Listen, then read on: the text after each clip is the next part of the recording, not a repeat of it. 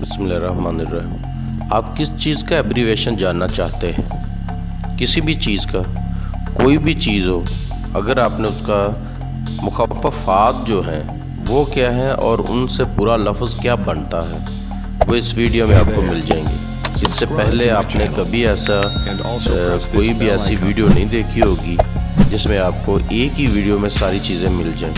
इसमें हर वो चीज़ जिसकी आपको ज़रूरत है आपको मिल जाएगी। मैट्रिक, FA, FSC, इंटरमीडिएट क्या है, BA, MA और इसके साथ मैथमेटिक्स, साइंस, कौन सी डिग्री है और उसको मुख़फ़्फ़फ़ क्या है, उसे बनता क्या है, उसका एब्रीवेशन क्या है और मुकम्मल क्या बनता है, वो सारा तो एक तरफ। उनसे हट के भी बहुत सारी चीज़ें ऐसी हैं जो आपके नॉलेज में पहली दफ़ा होंगी।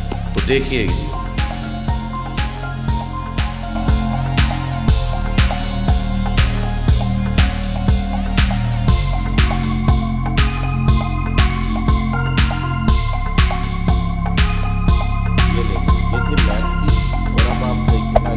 Hey there, subscribe to my channel and also press this bell icon.